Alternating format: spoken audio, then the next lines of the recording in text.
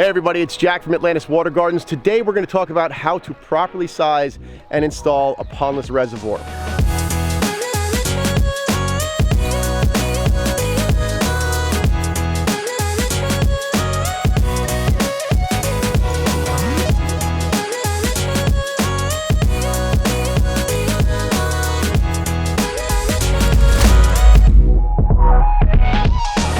Before we get into what a pondless reservoir is and what it does, let's talk about waterfalls.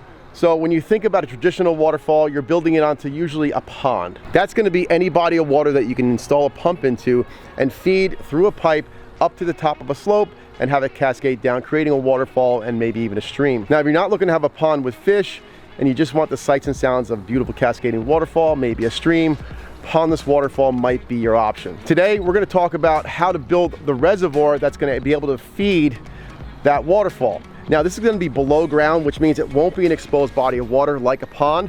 What's nice about that is maintenance is pretty easy on it. You don't have to worry about keeping an ecosystem going. It's just going to be something you can treat as a feature. You're simply topping it off with a hose, maybe treating for some algae once in a while, and that's it. Now, I'm going to be talking about how do we install and size the reservoir. Now, what do I mean by size the reservoir? We've got to account for all the water that's going to be in motion down this stream and waterfall. This is going to be about 14 feet long, an average of 2 feet wide, which means we've got about 28 square feet of water area that's going to be flowing down here when the pump is turned on. Now, I have to account for that amount of water in the bottom, where I'm going to be storing the water that actually runs this system. So being that this is about 28 square feet, we want to figure out how many gallons that is. Now, in order to do that, I'll usually take the square footage of the water in motion, multiply it by 0.25, which is 3 inches. Now, it's 0.25 of a foot. So that's 1/4 of a foot, which is 3 inches. The reason I do that is because there's going to be pooling areas and stuff in here, and it's a good gauge for me to work with. Of course, it might be less than that, but I'd rather have a larger reservoir than a small one because then it becomes a top-heavy system that won't support itself. So we take those numbers, and we got 28 square feet, multiply it by 0.25. That gives us, I got to use this. I can't do it in my head. 28 times 0.25 is 7. That's 7 cubic feet of water that will be flowing down this stream. If I want to figure out how many gallons of water 7 cubic feet is, I'm going to multiply that by 7.48. Now, go ahead and write that down. When we do that, that gives us about 52, 55 gallons of water. Now, I know I'm going to have 55 gallons of water in motion once I turn this pump on. That means when the pump is turned on inside the reservoir and starts flowing down, it's going to take 55 gallons of water before it hits the reservoir again, completing the circuit. My general rule of thumb is at least 2 times the amount of water in motion for your reservoir. I like to do 2.5 times because I want to allow for evaporation, something where you don't have to be out here topping off with the hose all the time. You can let it go for extended periods of time. You even have the option, if you wanted to tying in one of your leaders from your gutters in the house into this, giving it more of a sustainability option where when it rains, it actually feeds some water into it, topping it off by itself. So now that I know I need at least 140 gallons of water storage, how am I going to do that? I'm going to use something called aqua blocks. Aqua blocks create a structural void inside liner. So we're going to dig an excavation, we're going to put liner in it, and then these are going to go in there in order to hold the shape that we want. So each one of these, when they're put together, allows for about 17 gallons of water storage. If I needed to have 140 gallons, it would be just over 8 aqua blocks. In this system, I'm going to put 12, so we've got more than enough water storage. Before I can go and excavate, I've got to also consider there's going to be a pump vault in here. I have to have somewhere to access and put in a pump. This is Aquascape's pondless pump vault. So inside here, I'll be able to have a pump, check valve, plumbing, feeding out to what the top of the waterfall is going to be. This is going to give me a structure that I can have access for maintenance for the pump and keep it nice and neat. There's a lid that goes on it, and then what we're going to do is take those aqua blocks, put them on top of this foot out this way, creating our storage area. The reason this is going to be on top of this foot is because this will actually be excavated lower than the rest of the blocks, allowing full use of all that water we have in the reservoir. Now that we understand what a pondless pump vault is, what the aqua blocks are, we're going to lay out our excavation and get ready to start digging. Right in here is where I want to have my reservoir. This is going to be the end of the waterfall. I'm going to have it so that the waterfall drops maybe 2 or 3 feet before the end, giving me plenty of room for the water to get back into the reservoir and feed the waterfall again. So right about here, that's 14 feet. I know my stream is gonna start about where the stick is over there, and it's gonna end somewhere in here. So I want my reservoir to be right in this area here. I'm gonna mark out an area 7 foot by 6 foot, and then I'm gonna figure out where my vault is going to be. An easy way to lay out your reservoir is to take the top panels of your aqua blocks and place them on the ground in the configuration you're hoping to achieve. So there's 3 wide. I'm gonna go 4 on the wide side. So I'll lay out the 4 going this way.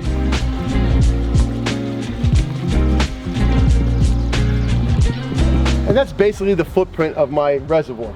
Now, my waterfall stopping here, so I'm actually gonna take this and slide it this way a little bit. Like I was saying, I want about 2 or 3 feet of open space at the end of the waterfall. So my waterfall is here. I wanna bring the back of those blocks to about here.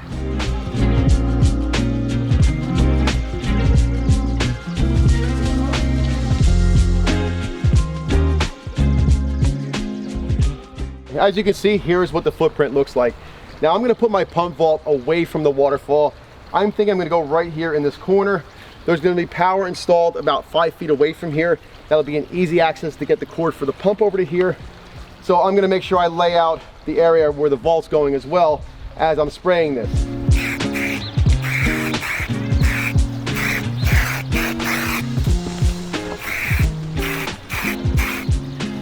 Okay, and like I said before, this is about where we're gonna put our pump vault.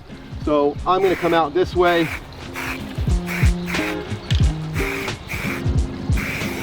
Now I've got my layout done. How do I figure out how deep to go with this? That's really open to interpretation. So if you wanna have it so that your reservoir finishes almost ground level or a couple inches below, you can do this. On this particular one, I'm gonna make it about 10 inches below ground level. I'm gonna install some stepping stones coming through this reservoir, so I wanna have some room to work with that. I also want the last cascade to be able to drop into the reservoir, so I need some room to do that, and me going down lower is gonna provide that. Now, knowing that, I can get an idea on how big my fabric and my liner needs to be. So the blocks are about 10 inches. We're going another 8 for the foot of that pondless vault. That alone is over 18 inches. And you gotta figure with folds and all that kind of stuff, at least another foot of liner there. And the fact that I'm going up another 10 inches, I'm gonna add probably another 2 feet because I like to have room to work with my liner. I don't wanna be just up at the edge and then I wanna put a rock in maybe a little bit further out. I can't do that because I don't have the liner. In reality, I usually oversize by about 5 feet on each side. You can do it however you'd like to, but my recommendation is always go larger than you think you need. For this particular reservoir, I'm gonna use a 15-foot wide liner. And then we're gonna go this way with 40 feet. Now, I'm gonna make this a one-piece liner for the reservoir and the waterfall. If you have at least a 1-foot drop coming to the reservoir, you could actually do it as 2 separate pieces and do an overlap. Now, there are other leveling devices you could use, like a surveys level. You could use a water line. Like, honestly, you can rent this thing from Home Depot for pretty cheap money. It's worth getting one if you're gonna build a water feature, because the most important thing is where's the water. Now, what this is just a rotating power head that emits a laser. The only way I'm gonna know where I am is by using something called a receiver that can see that laser signal, and it'll tell me where it is from the bottom of the stick. The way I'm gonna use this is first figure out what my baseline is. And when I say baseline, I mean what's the point in the yard that I know is not gonna change. I'm gonna be doing a bit of grading off this reservoir this way, so I can actually raise that up. But right about here, this seems to be the lowest point that I'm not gonna be changing. We're not gonna be doing anything with the grass out here. So I'm gonna use this as my benchmark. So if I take my stick and I put it on the ground here, I can take my target and I can find out where the laser is. So I'm starting to read the laser here. You can hear that beeping. I want to have it where it's a solid beep. And now I know this point of the stick is exactly in line with the laser. Now that I've got my benchmark at 1 foot 5.5, I'm going to figure out how deep I have to go. We've got 10 inches for freeboard. That is going to be the amount of airspace from the top of the aqua blocks up to where I need the top of the liner.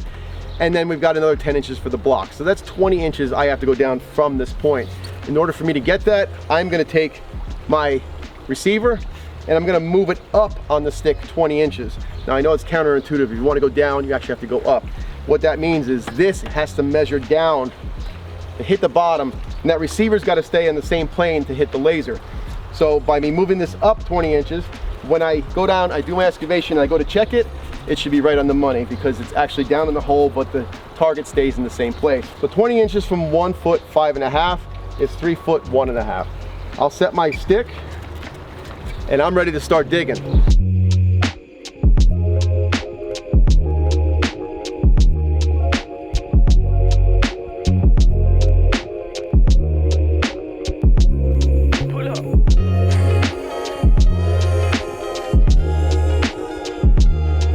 So these are small aqua blocks.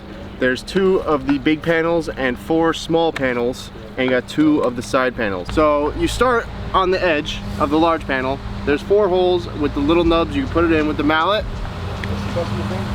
So I'll do that. Doesn't take much to put it in. And you evenly space all of them out. You can see there's the plastic where the rest of them should go. There's 2 in the middle and the last one on the edge.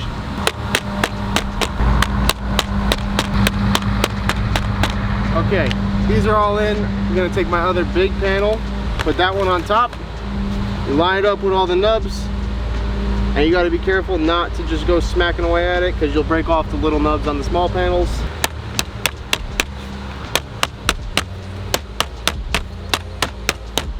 And that's done. You go to your side panels. It's these long pieces. You can do these by hand. You just push it in. Do your other one.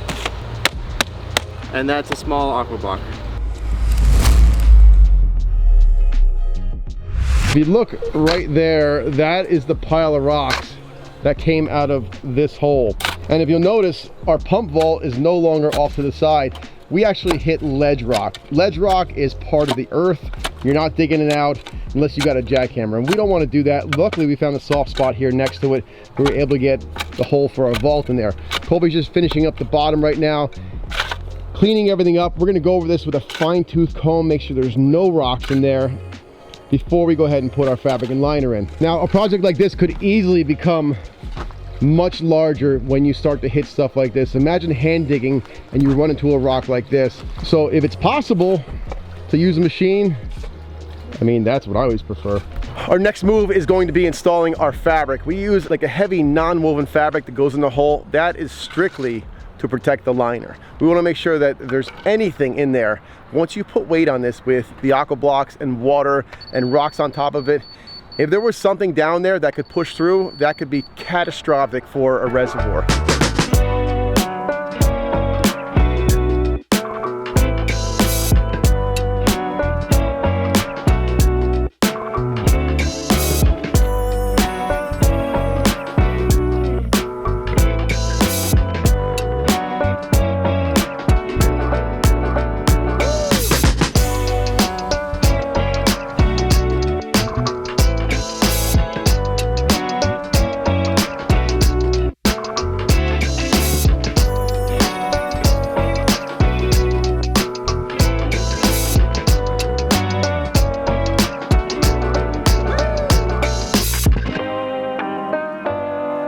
Our fabric's in the excavation. We doubled up on fabric. Like I said in the beginning, I don't mess around when it comes to the reservoir. Protection is what the key is here. If you're in like sand, sure, 1 layer of fabric. This stuff here, as much as we raked it and made sure there was nothing in it, I don't want to take chances. So that's cheap insurance. We've got our liner cut. That's going to go in now on top of this fabric. And then we'll put 1 more layer on top of the liner itself before we put the vault and the aqua blocks in.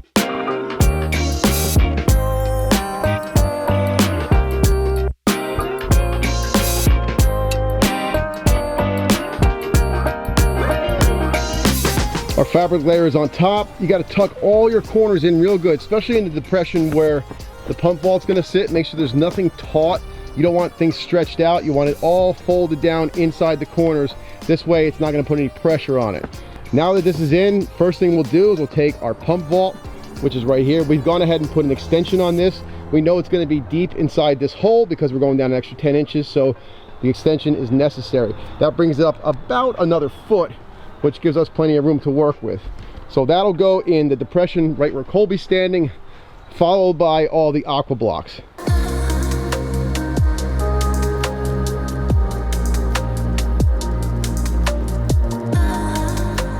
All of our aqua blocks are in along with the pump vault. You can see how nice and neat everything fits. We went right over the foot of that vault, which is sticking underneath this block here, which means all the water stored inside here can access the pump with no issues. We're gonna bring this whole thing in like a big burrito. Like we're gonna fold in the fabric, all sides, we'll fold in the liner all sides, then we'll backfill the whole outside edge with some good clean material. That's gonna lock everything in. Then we'll pull it back, and that's when we can backfill that little pie-shaped piece with our gravel. One important thing I almost forgot to mention. Now that your burrito is up, all your fabric, all your liner nice and neat, you pulled the corners up evenly so you don't get one pinch on the other side. When you start backfilling around the edges, do it evenly. If you were to come over here and just start backfilling, packing this in, you would push the whole reservoir over.